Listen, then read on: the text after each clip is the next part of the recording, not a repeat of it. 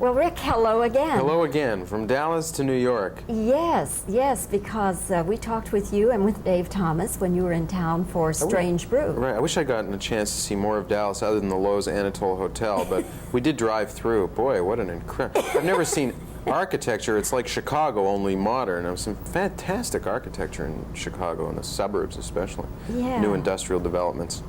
I'm a supporter of Dallas. Good, good. Well, we'd love to have you back sometime.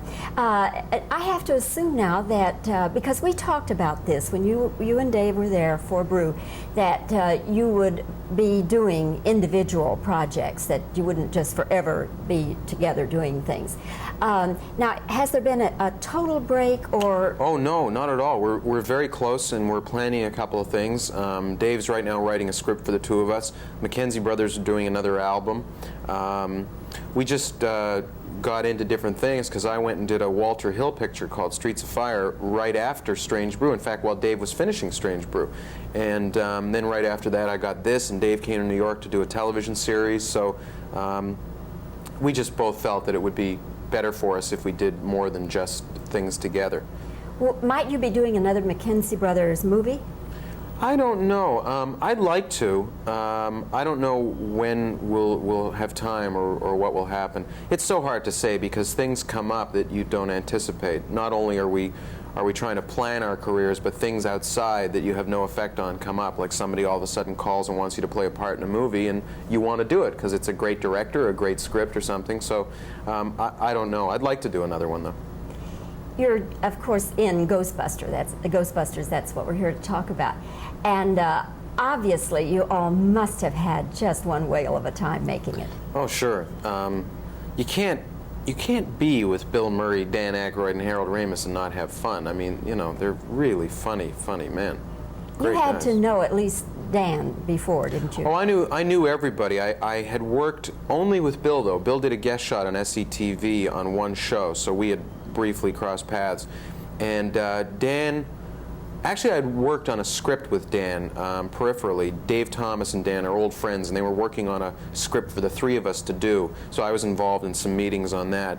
And Harold I replaced on Second City and had run into him at parties and at meetings here and there, but we had never worked together. And Ivan and I kept meeting on Air Canada and on flights between Los Angeles and Toronto, and we sort of said, yeah, someday we'll have to do something. So when he called me to do this, I just, you know, of course I had to say yes. Rick, are you afraid because of this role, you're, I'm going to say classic nerd. Do you object? No, I'm glad it's classic. If you're going to ask if I'm afraid of only playing nerds, no, not at all. I do a lot of things, and if, you know, I enjoyed playing the role. Everybody loves a nerd, and it's fun to play them. If somebody wanted to see a whole nerd movie, I might consider it. I think there is a movie with all nerds that I heard about, but I wasn't asked to be in that. So maybe I'm not that classic a nerd. I don't know. But no, I've done a lot of other things, so I'm not afraid of that at all. The beard is something new, huh? Well, I'll just take it off. Yeah, I grew this for a role that I didn't wind up doing for a number of reasons, and then I was inches from the barber's chair because I don't want to try and take this off myself. I'll slit my neck. And my agent called and said, hold the beard, because there might be something for the beard. So, you know, I don't know what that means. Does that mean that I'm involved, or do they just want the beard? You know, Rick Baker needs some facial hair for a ape he's working on. We may need the beard. Of course, the agent gets 10%. And sorry, I'm just involved with my facial hair. Yeah, go on. So anyway, the beard is on hold. The beard is on hold. Okay, and more on the 11 o'clock maybe. Okay. 11 o'clock shadow, yes. Right. Streets of Fire, what are you playing in that? In Streets of Fire, I play the manager of a rock star, played by Diane Lane. She gets kidnapped by a gang, so to speak, and in getting her back, I hire someone to do that. I find out later that he's an ex-lover of hers, which complicates the relationship. It's, in its own way, it's a real spectacle. It's rock and roll, and I think kids are really going to find something in it. Walter Hill has has peaked as a filmmaker. It is an exceptionally well-made piece of work. I've never seen post-production like this. I've never heard sound like this. There's a car in it, a fantastic car. I mean, it's a shiny, chopped, old hot rod sort of thing. And to get the sound for that car, the recordists, who are the best in Hollywood, they do Steven Spielberg's movies, and they did Raiders. They drove somewhere in Northern California because somebody knew about this car that had a great sound, and they mixed that with this custom motorcycle that somebody had, and they came up with this sound. I mean, there's precision in this movie that I've never seen in any other movie. And Ry Cooder does the score, plus there's songs by all kinds of terrific writers. It's a remarkable piece of movie. I don't know if it's your type of movie, but as a student of film, which I'm sure you are, you'll probably really be impressed by just the technical aspects of it. And then you're in The Breakfast Club, John Hughes? No, as a matter of fact, I'm not. John Hughes and I are going to wait for another picture to work together. That's what the beard was for, actually. It was for Breakfast Club. And at the last minute, we decided that we better wait for another movie, because the movie evolved in the weeks leading up to my appearance in it.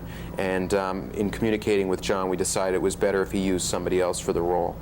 Well, Rick, it's good to talk with you again. Yeah, it's nice to see you and again. the beard, good to I'll let you know what happens with the beard. Okay, and congratulations on Ghostbusters. That's going to be one whale of a hit. Yeah, I think so. It's a lot of fun, isn't it? It really is. Yeah, it's a great movie. Well, come back to see us, and we'll drive you through the Anatole again. Oh, great. Okay. Hello, Dallas. Is it hot there this time of year? Yeah, it's. Okay, Bobbie. You're cutting like about here, Yes, someplace. you got Yeah. Okay. Might you do another movie, a sequel to Strange Brew?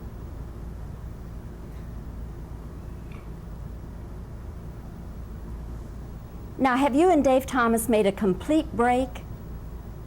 That asshole, I don't even talk to him anymore. Hey, hold it. Because that picks up on my mind. Okay, that's all right. Okay. In this movie, you play what I would call a classic nerd. You object to that? Bloody right, I'm sorry, I can't resist.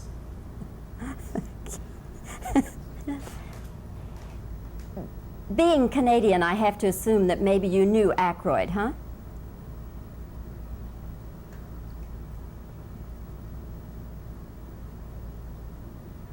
The beard is new.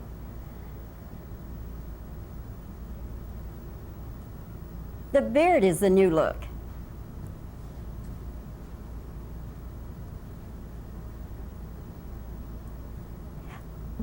What is your role in Streets of Fire?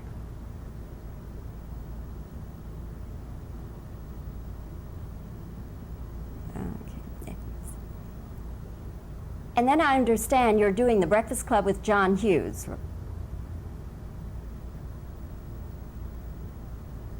What about The Breakfast Club you're making with John Hughes?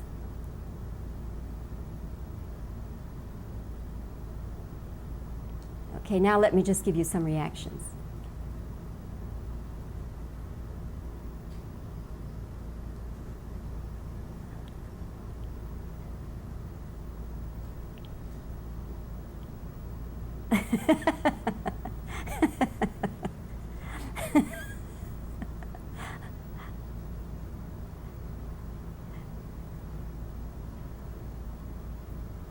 One more thing, let me add in, okay. So the beard is on hold.